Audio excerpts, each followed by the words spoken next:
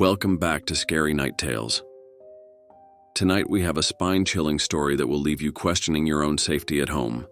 Imagine waking up in the middle of the night, sensing someone might be watching you, but you can't see who or what it is. Tonight's tale is about a blind man who thought he was alone, only to discover something, or someone, was silently lurking in the shadows. But before we dive into this terrifying experience, please subscribe to our channel. We are so close to 100 subscribers. Comment your name if you are the 100th subscriber. When I was a child, I lived with my parents in a beautiful mountaintop cottage in Chattanooga, Tennessee. It wasn't a big house, but it was a paradise for a small child who loved the outdoors. I spent all my time out in the hills, baking in the summer sun. The mountaintop was a small, tight-knit community, and my parents wouldn't bat an eyelash if I would leave the house at first light and not come home until after dark. They knew I was safe, and frankly were probably glad to have some peace and quiet in the house. My childhood days of adventuring came to a sudden end a week after my 11th birthday. That morning, over our breakfast cereal, my dad had told me the circus had come to town, and overnight had erected a massive red and yellow tent just outside of the baseball field in the valley below. My mouth hung slack-jacked over my Rice Krispies. Chattanooga was a decently sized town, but outside of the baseball field, the aquarium, and the great outdoors, there wasn't much for a kid to do back then, so when my dad offered to take the family to the circus that weekend as part of my birthday celebration, I couldn't believe it. I made sure the hug I gave to my dad every morning lingered a few seconds longer that day before I ventured out onto the mountaintop forest. I ran through the forest, legs pumping like pistons. I was so excited. The circus. How lucky was I to have such a good dad? I finally reached my destination, a tall pine that rested on an overlook that jutted out over the valley below. I was going to get a glimpse of that circus tent. I don't remember anything else that day. I still wonder if I ever got a brief glimpse of that tent. From what I was told, a branch snapped and I fell about 35 feet onto the rock outcrop below, knocking me unconscious. When I didn't come home that night, my parents called the police. Eventually, they found me broken and bloodied and still unconscious. A few days after that, I woke up in the hospital, and a few moments after waking up, I realized I was blind. I hit my head on that rock outcropping in just the right way to knock loose something in my brain, and just like flicking a switch, I lost my vision. My world that was once filled with green trees, brown dirt, and blue skies was now enveloped in a complete and utter blackness. And the next few years were hard, very hard, but like all things, you get used to it. You adapt. You learn new things. You find new passions, and carry on with life. I say all of that to tell you I'm 40 now. I've been blind now for most of my life. I've grown and adapted, and after several years, I finally feel like I'm able to be happy with my life. I have a job, I work at a school for the blind, several friends, and I live alone in a house that I've finally been able to buy after years of saving. Things have been going well for me, really well actually. After all these years in the dark, I finally feel like my feet are back up under me. I finally feel at peace with my life and the circumstances I've found myself in.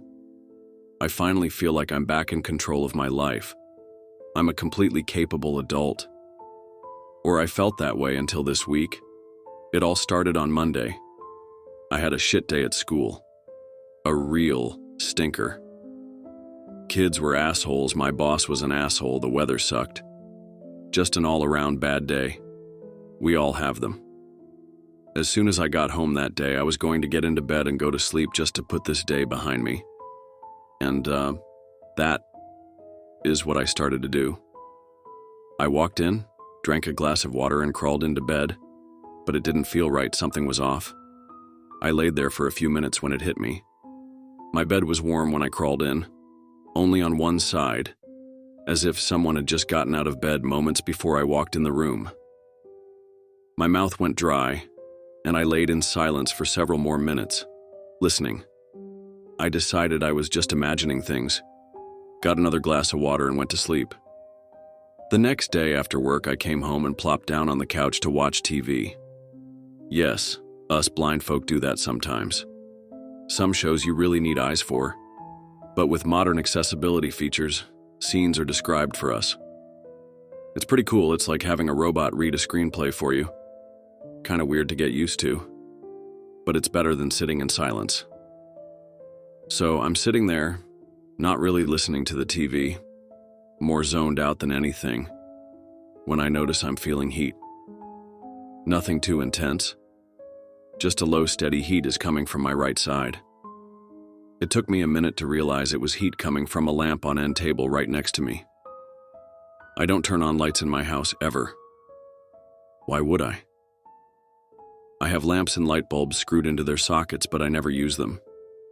Friends use them when they come over, but that's about it. I haven't had anyone over at my house for probably a month at that point, and I definitely would have noticed the heat from this lamp before now if it had been on that long. I sit in this spot next to it nearly every day. I turned off the lamp and put it behind me.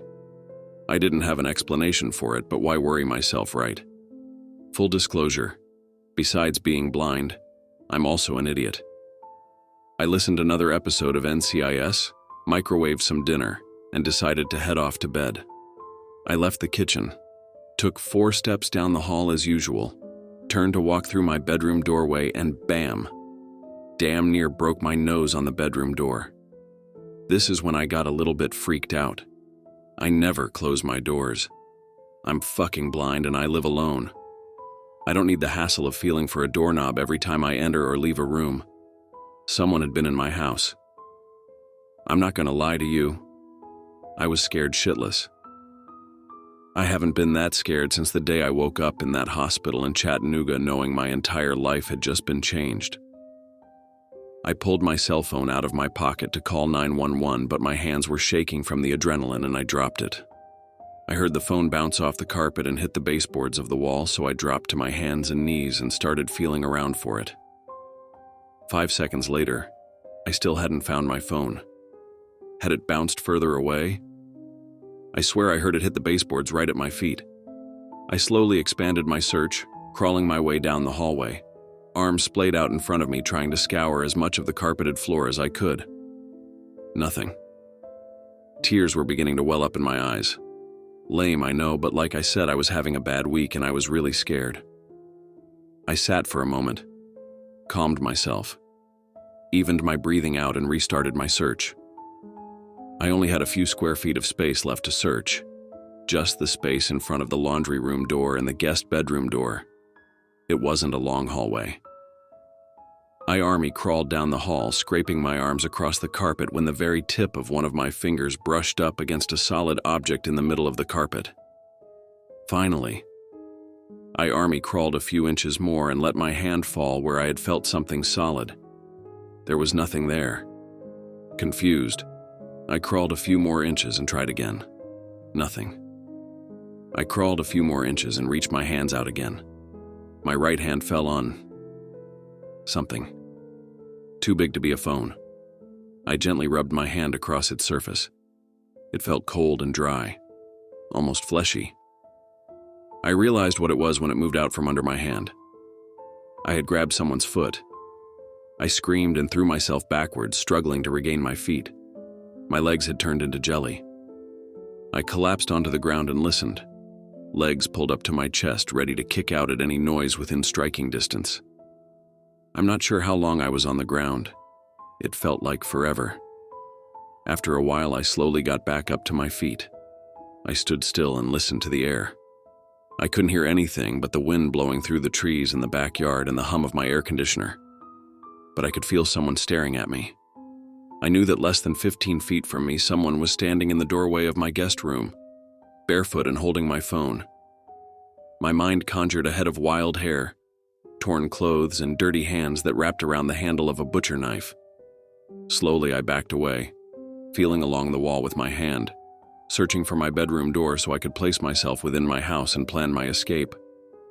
The air tasted electric, and the silent house held an enormous tension that felt ready to explode. Any moment, footsteps would launch themselves towards me from the hallway. and I would feel a knife plunge deep into my chest or neck or useless fucking eyes. My breathing was getting heavy again. Was that my breathing? My mind was racing through the possible outcomes, and ears were straining to pick up anything in the silence. Finally, my hand brushed against the door frame of my bedroom. My hand wrapped around the doorknob to steady myself, and I used the next quarter second to formulate a plan in my head. Turn around 180 degrees, take 4 steps. Turn left, take 5 steps. Door should be there. Unlock door, leave house. Stand in the middle of the street and scream my head off until a neighbor or a passerby stops to help me. Solid plan. Just as I was about to turn around to put my plan into action, I felt the doorknob to my room rotate under my hand and pull itself away from me, opening the door. I felt one hot, smelly breath on my face and I bolted. Turn 180 degrees. Take 4 steps. Turn left. Take 5 steps. Bam. I ran into the kitchen island. I was panicking. My strides were longer when I ran. Too bad I had never sprinted around my house before to learn what this would be like. I reached onto the island and grabbed my knife block and pulled out the first knife I could find. I put my back to the kitchen counter and swung the knife wildly in front of me. I shuffled my way around the kitchen island, feeling my way towards the door when I felt a finger poke me in the forehead and muffled laughter as I slashed the air wildly around me, inching closer and closer to the door. I found the doorknob and pulled the door. It was locked. Fuck, I had forgotten about that. It wasn't a problem, but it delayed my exit by another 2 seconds. Just long enough to hear a knife slide out of the knife block on the kitchen island. I exploded out of the house and ran into the street screaming. I can't remember if I was screaming for help or if I was just plain screaming, but it wasn't even a minute before a woman's voice called out to me. "Sweetie, it's okay. Drop the knife. It's okay. I can help you." The woman sounded like she had just smoked about 3 packs of Marlboros, or her throat was filled with gravel. "It's okay, shh," she cooed. I lowered the knife and listened to the woman as she approached. I've been blind for nearly 30 years. I know what things sound like. I can tell what kind of cars are on the road by the sound of their tires. I can pick out and isolate specific sounds in a loud room. I know what it sounds like when people walk with shoes or sandals or boots or bare feet. This woman walking towards me had bare feet. I started screaming again, slashing the knife wildly in all directions, and heard the woman scamper off back towards my house. In the end, one of my neighbors called the police. Not about my situation, but because there was a total psycho screaming and waving a knife wildly in the street outside her house. I don't blame her. Either way, it got the police here. They found 2 people in my house. They had been living in the guest room. I probably would have found them in there if I ever went in there. The police said they had probably been in there for about 2 weeks. A couple of meth heads looking for a place to squat and figured they could just live in the house of a blind guy. And as long as they were quiet, they wouldn't have any issues. I guess they just figured I would think my house was haunted or something. It makes me sick knowing these people were in there for so long, watching me from dark corners and laying in my bed. I'd probably walked right past them a few times or cooked myself dinner while they sat on my couch and watched me. Before I hit the post button on this, there is one more thing that I'm still a bit worried about. I'm typing all of this out through a dictation app. You know those apps where you just talk, and your computer will type it out for you? They're essential for us blind folk. Anyway, I'm sitting here in my room talking this thing out, and I swear to God, in the breaks when I stop to think, those little pockets of time where my house returns to the deathly silence of a few nights ago, I swear I can hear someone breathing in the room with me. I think the police might have missed one. I still don't think I'm alone in this house. You're not.